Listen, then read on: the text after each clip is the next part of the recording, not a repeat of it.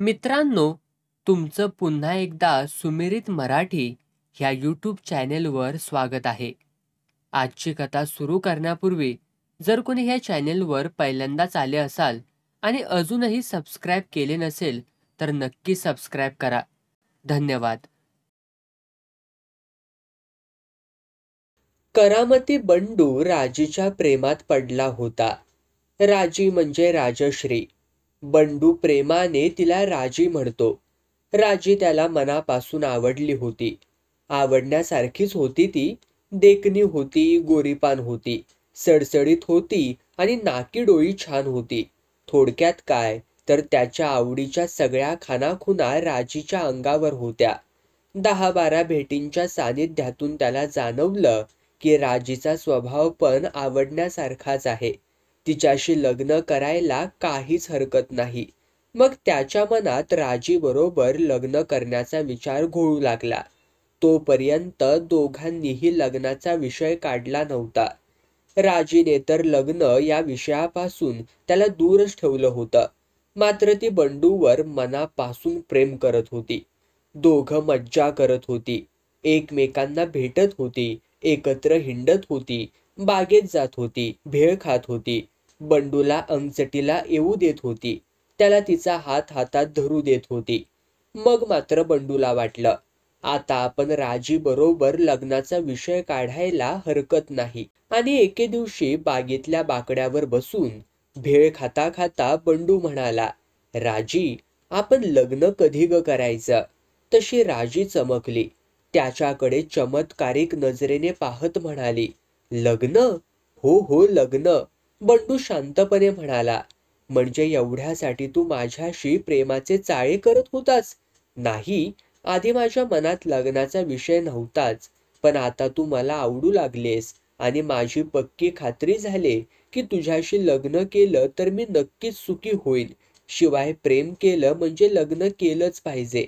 मला वाटलं तू माझ्यावर फक्त प्रेम करणार आहेस आणि प्रेम करून इतरांसारखं सोडून देणार आहेस. म्हणून मी तुझ्याशी फक्त प्रेमाचे चाळे केले. लग्नाचा विषय पण माझ्या ध्यानीमनी कधी आला नाही. पण आता मी निश्चय केलाय तुझ्याशीच लग्न करायचं राजी. पण ते कसं शक्य आहे? राजी वैतागाने म्हणाली. का? का शक्य नाही? माझ्या आई वडिलांचा प्रेमविवाहाला विरोध आहे. मग तू प्रेम तरी कशाला केलंस माझ्या बरोबर? त्यांचा प्रेम करायला विरोध नव्हता, पण प्रेमविवाहाला विरोध आहे, राजी म्हणाली. पण तूच म्हणत होतीस ना त्यांचा प्रेमविवाह झालाय म्हणून. म्हणूनच तर विरोध आहे.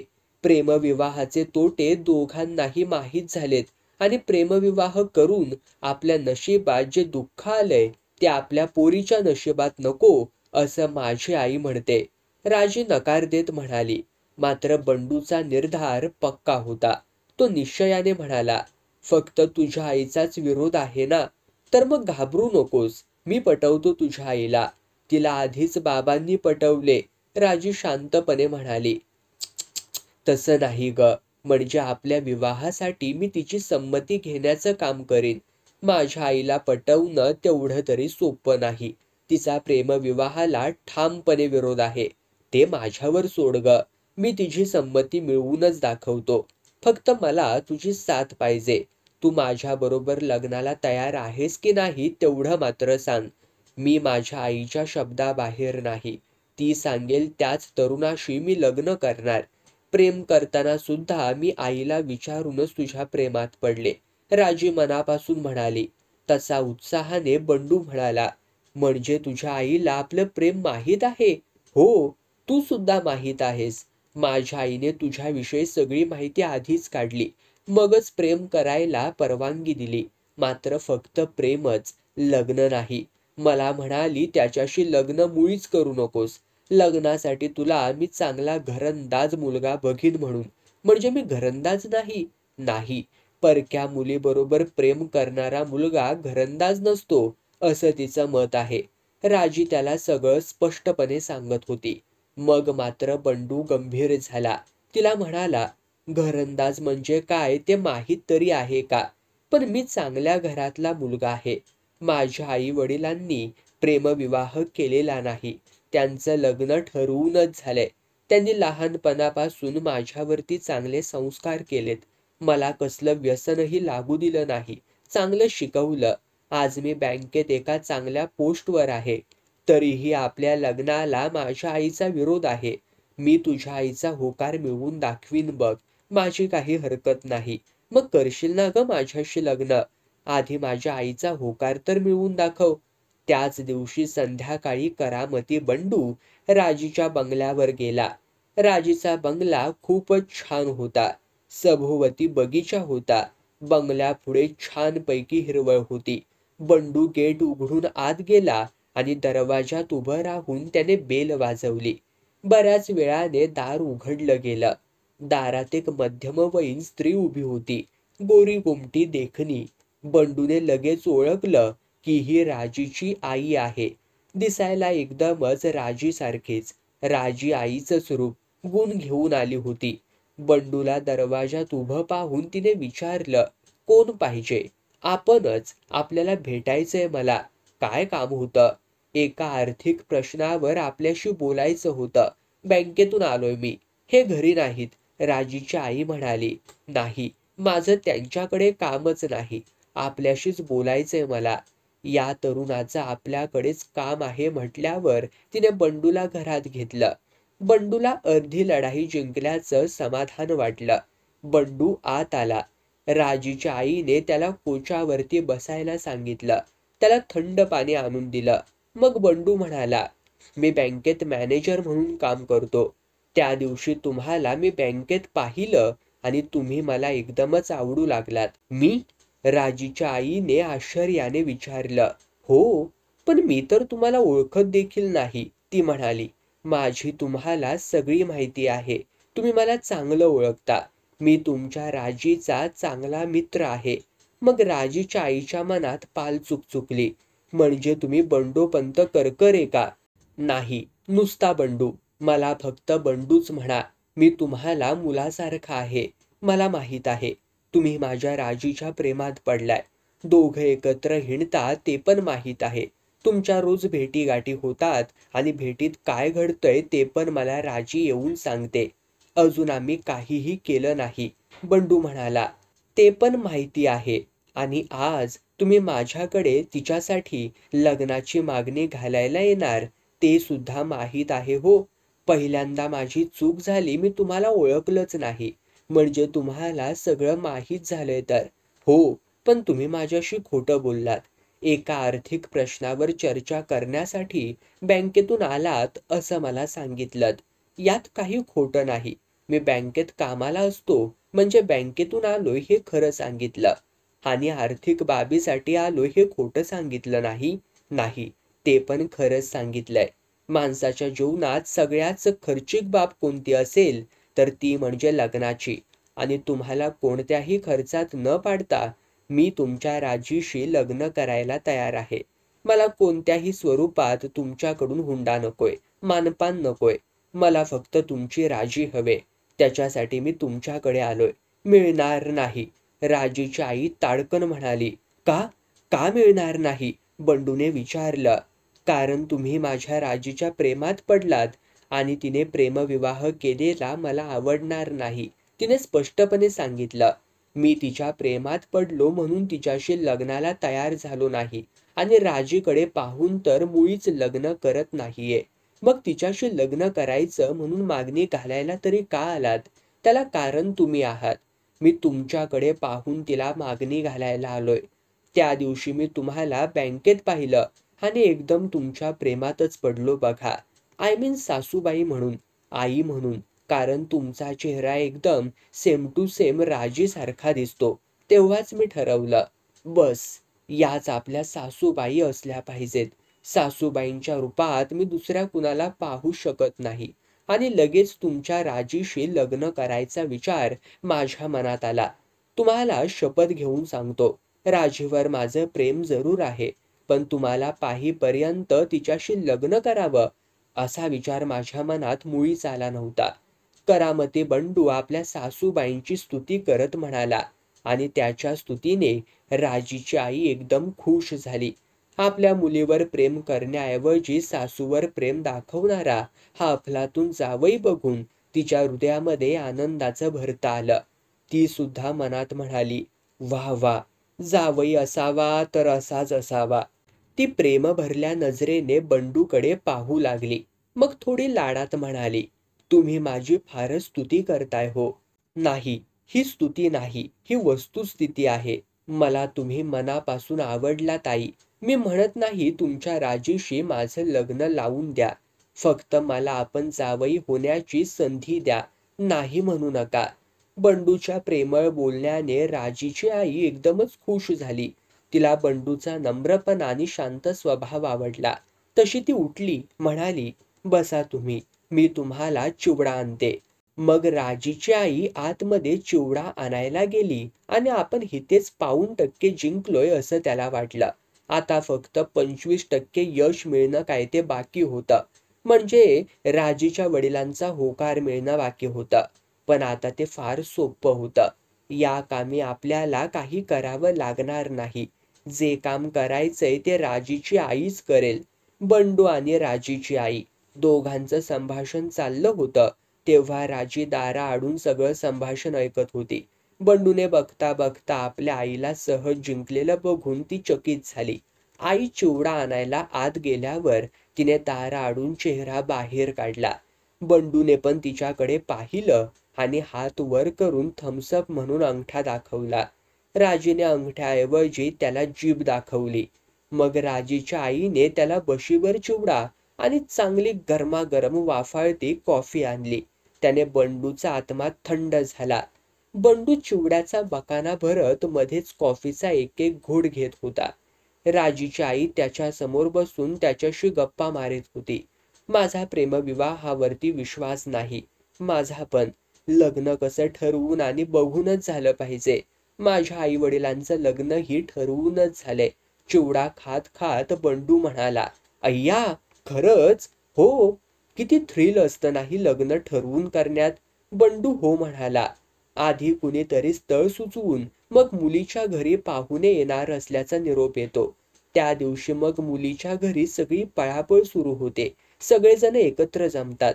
मुलीला सारख्या सूचना देतात. असं वाग, तसं वाग. मुलगी पण त्या दिवशी साडी नेसून इकडे तिकडे मिरवते. पाहुणे येण्याची वेळ झाल्यावर सगळ्यांवरती टेन्शन येतं. पाहुण्यांना उशीर झाल्यावर त्यांच्यावरती आणखी दडपण येतं. मग पाहुणे आले की त्यांची उठबस, चहापाणी, मग मुलीला दाखवण्याचा कार्यक्रम. पुन्हा तिकडून पसंती येईतोपर्यंत काळजी. बाई बाई, काय थ्रिल असतं नाही त्या जीवनात?" "हो ना." बंडू कॉफीचा घोट घेत म्हणाला. "आणि तुम्हाला सांगते, प्रेमविवाहात असं काही नसतं बघा. सरळ दोघं एकमेकांना पसंत करतात, परस्पर लग्न करतात आणि येऊन आई-बाबांना सांगतात, 'झालं आमचं लग्न' म्हणून. काही धावपळ करायची संधीच देत नाहीत बघा ते. याला काय लग्न म्हणतात?" "म्हणूनच माझा प्रेमविवाहाला नकार आहे. तीव्र नकार आहे." "तुम्ही पण प्रेमविवाह केल्याचं राजीने सांगितलंय मला." बंडू चिवडा खात म्हणाला. "हो ना, म्हणूनच तर प्रेमविवाहाचा कंटाळा आलाय मला." "मला पण." बंडू कॉफीचा घुटका घेत म्हणाला. "म्हणून तर मी लग्नाची मागणी घालायला आलोय. नाहीतर आम्ही सुद्धा लग्न करूनच येणार होतो तुमच्याकडे. मग तर मी मुळीच तुम्हाला घरात घेतलं नसतं." राजीची आई नाराजीनेच म्हणाली. "मला माहीत होतं, पण आता मी लग्नाची मागणी घालायला आलोय ना. त्यापेक्षा तुम्ही आधी आम्हाला सांगून 4 लोकं बरोबर आणली असती तर जास्त मज्जा आली असती. ते तर मी करणारच आहे. पण म्हटलं आधी तुमचा होकार तर घ्यावा." "माझा होकार आहे. कधी येताय तुम्ही पाहुणे घेऊन?" राजीच्या आईने उत्सुकतेने विचारलं. आणि अशा तऱ्हेने बंडूने राजीच्या आईचा होकार मिळवला आणि तो म्हणाला, "लवकरच तुम्हाला आम्ही दिवस सांगतो. त्या दिवशी तुमच्या राजीला पाहायला येऊ. पण होकार कळवायला फार वेळ लावू नका हो. भयंकर टेन्शन येतं आई-बापाच्या काळजावरती." "नाही, मी होकार आधीच सांगून ठेवतो." "मग ठीक आहे." बंडूचा चिवडा खाऊन झाला होता. कॉफीचाही शेवटचा घोट घेऊन झाला होता. आता बाहेर अंधार पडू लागला होता. शहरातले लाईट लागले होते. तेवढ्यात बाहेर गाडीचा आवाज आला. तशी राजीची आई म्हणाली, "हे आले जणू." ती दरवाजा उघडायला उठणार तेवढ्यात राजी आतून बाहेर आली. धावत जाऊन तिने दार उघडलं. तोपर्यंत गाडी पार्क करून राजीचे वडील हातात बॅग घेऊन दरवाजापर्यंत आले. त्यांना पाहताच आनंदाने बेभान झालेली राजी त्यांच्या गळ्यात पडली. "पप्पा." आपल्या मुलीला आनंदित आणि उत्साहित पाहून ते म्हणाले, "अरे अरे बेटा, हे काय? आज खूप मूडमध्ये आहेस तू. आणि आज कुठे बाहेर गेली नाहीस तुझ्या त्या मॅड दोस्ताबरोबर ती फिरायला?" पप्पांनी आपल्या लाडक्या बंडूला मॅड म्हटलेलं तिला आवडलं नाही. ती म्हणाली, "हे हो काय पप्पा? त्यांना मॅड का म्हणता? त्यांनी ऐकलं तर? आपल्या घरात काय साऊंड सिस्टीम बसवली की काय? त्याला इतक्या दूर ऐकू यायला?" "दूर नाही, त्याच इथेच आहेत आपल्या घरात." राजी लाडात येऊन म्हणाली. मग मात्र राजीचे वडील चकित झाले. आपल्या हातातली बॅग राजीच्या हातात देत म्हणाले, "म्हणजे तुझा तो मॅड मित्र इथे आहे? आपल्या घरात?" "हो, पण तुम्ही त्याला सारखं सारखं मॅड म्हणू नका." ओठांचा चंबू करत ती म्हणाली. "मॅड नाही तर काय म्हणू त्याला? तो तुझ्यावर प्रेम करतो म्हणजे मॅडच असला पाहिजे की." "पप्पा." ती रागाने म्हणाली. मग तिचे पप्पा हसत म्हणाले, "अरे हो, तू पण त्याच्या प्रेमात पडलेस नाही का?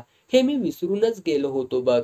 मी त्याच्या प्रेमात पडले ती तुम्हा दोघांच्या सांगण्यावरूनच ना. माझ्या नाही हा, तुझ्या आईच्या.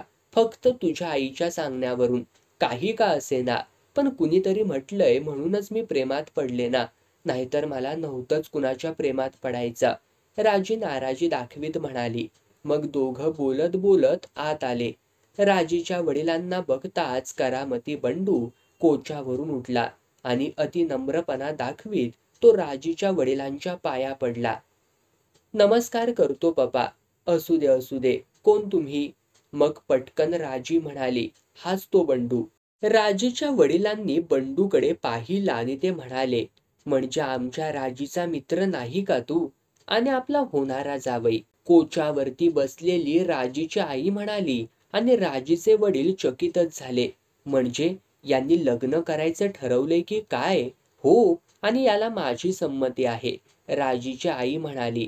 "हे काय डायरेक्ट लग्न? अरे मी म्हणतो प्रेम वगैरे ठीक आहे, पण सरळ लग्न करायला निघालेत हे. तुम्हाला माहीत आहे ना माझा प्रेमविवाहाला विरोध आहे म्हणून." मग राजीची आई म्हणाली, "प्रेमविवाह करायला नाही निघालेत ते. मग ठरवून लग्न करायला निघालेत. म्हणजे एकमेकांशीच लग्न करायचं हेच ठरवून लग्नाला तयार झालेत ना." राजीचे वडील संतापाने म्हणाले. पण राजीची आई शांत होती. ती म्हणाली, "ठरवून म्हणजे अरेंज मॅरेज. आजच्या मॉड युगातही ते ठरवून म्हणजे अरेंज मॅरेज करणार आहेत. 2 दिवसांनी त्यांच्या घरचे आपल्या राजीला पाहायला सुद्धा येणार आहेत." "व्हॉट? पाहायला?" राजीचे वडील किंचाळत म्हणाले. "काय? काय झालं?" "पाहायला?" वेडावाकडा चेहरा करत ते म्हणाले. "मी आलो होतो का गं तुला पाहायला?" ते म्हणाले, "नाही, मीच तुम्हाला पाहिलं होतं." राजीची आई म्हणाली, "तेच म्हणतोय ना मी. माझ्या मुलीचं लग्न हे हे असं गावंढळ पद्धतीने होणार आहे." तशी राजीची आई म्हणाली, "हो, याच पद्धतीने होणार. मुलगी पाहण्याच्या कार्यक्रमात काय थ्रिल असतं ते तुम्हाला नाही हो कळायचं." "काय थ्रिल असतं? सगळा गावंढळपणा असतो त्यात. आणि या पद्धतीने कुणी माझ्या राजीशी लग्न केलं तर ते मला आवडणार नाही. बिलकुल आवडणार नाही.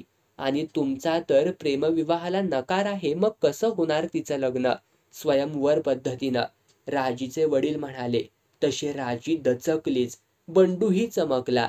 सगळेच राजीच्या वडिलांकडे आश्चर्याने पाहू लागले. "पप्पा." राजी आश्चर्याने म्हणाली. "होय, होय बेटा. तुझं लग्न स्वयंवर पद्धतीने होणार. पण ती तर आणखीनच जुनी पद्धत झाली. तुम्हाला असल्या गावंढळ पद्धतीने लग्न झालेलं आवडत नाही ना." राजीची आई म्हणाली. मग स्पष्टीकरण देत ते म्हणाले, "स्वयंवर पद्धतीने म्हणजे माझ्या राजीला जो मुलगा आवडेल त्याच्याच गळ्यात ती वरमाला लग्नाची माळ घालेल. म्हणजे ती तिच्याच पसंतीच्या मुलाशी लग्न करणार. तिने मुलगा पसंत केलाय." राजीची आई म्हणाली. "कोण मुलगा आहे तो?" त्यांनी विचारलं. "हा बंडू. हा हा मुलगा? अजिबात शक्य नाही. कुणीही उठावं आणि माझ्या मुलीला मागणी घालावी हे मला मंजूर नाही. हाच विचार माझ्या बापाने केला असता तर झालं असतं का तुमचं लग्न हो?" नाक मुरडत राजीची आई म्हणाली. आणि राजीच्या वडिलांचा चेहराच पडला. त्यांचा आवाज आणि तोरा आपोआप खाली आला. तरी ते म्हणाले, पण तुझ्या वडिलांपेक्षा तूच माझ्या मागे जास्त लागली होतीस लग्नासाठी, समजलं? हो, म्हणून तर आपलं लग्न झालंय. नाहीतर तुमच्यात कुठे एवढं धाडस होतं लग्नासाठी पुढाकार घ्यायला. मग तुमच्यापेक्षा हा बंडू कितीतरी धाडसी आहे. किमान स्वतः येऊन तरी तो आपल्याकडे राजीसाठी लग्नाची मागणी घालतोय. त्याच्या धाडसाकडे पाहून तरी लग्नाला होकार द्या.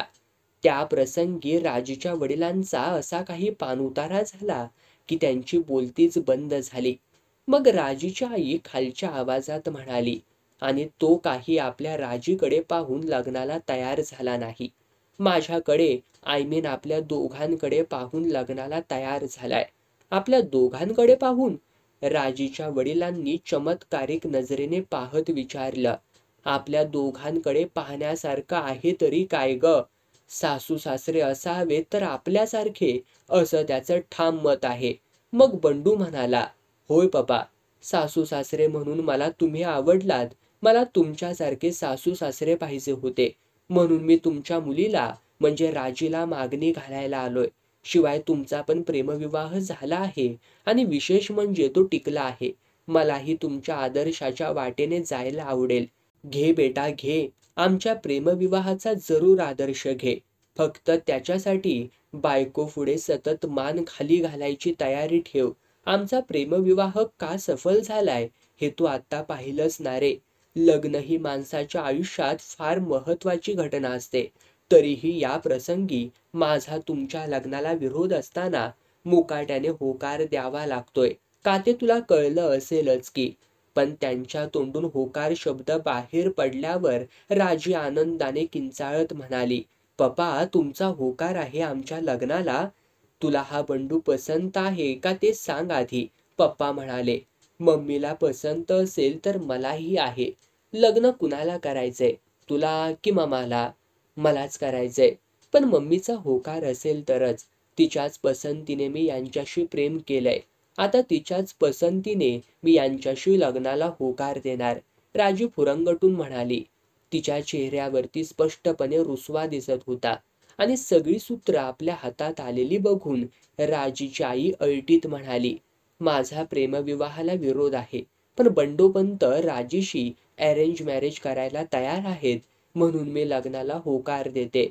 आणि करामती बंडूने मोठा सुस्कारा सोडला.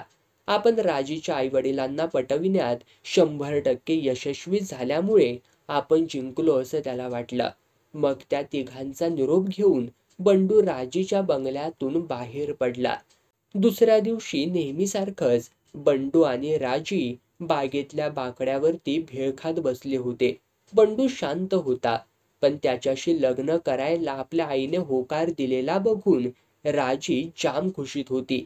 तिचा आनंद तिच्या दोन्ही ओठांमध्ये मावत नव्हता. ती आल्यापासून बडबड करीत होती. तिच्या शब्दात उत्साह होता. मध्येच ती आपलं अंग मोकळं ढाकळं करून बंडूच्या अंगावरती रेलत होती. मध्येच त्याला प्रेमाचे गुद्दे घालत होती. पण बंडू शांत होता, काहीच बोलत नव्हता. तो नुसताच भेळीचे बकाने भरत होता. त्याला इतकं थंड पाहून राजी त्याच्यावरती रागावली. म्हणाली, नुसताच काय आल्यापासून बकासुरासारखा भेळीवरती तुटून पडलायस? बोल की काहीतरी. काय बोलू? काही पण बोल. आज किती आनंदाचा दिवस आहे. माझ्या आई वडिलांनी आपल्या लग्नाला होकार दिलाय. मी खूप आनंदात आहे. तुला नाही का आनंद झाला? तिने विचारलं. झालाय की. किती थंडपणे बोलतोस तू. मग काय करू? पहिल्यासारखं काहीतरी उत्साहाने बोल की. राजी त्याला प्रेमाचा गुद्दा हाणत म्हणाली. आणि बंडू थंडपणे तिला म्हणाला, आता काय बोलू? बोलण्यासारखं राहिलंय तरी काय? लग्नाला तू होकार दिलास आणि माझं बोलणं संपलं. पुरुष इथपर्यंतच बोलू शकतो. आता फक्त आयुष्यभर तुझं बोलणं ऐकत राहायचं आणि तुझ्या पुढे नंदी बैलासारखी मान हलवायची. बस.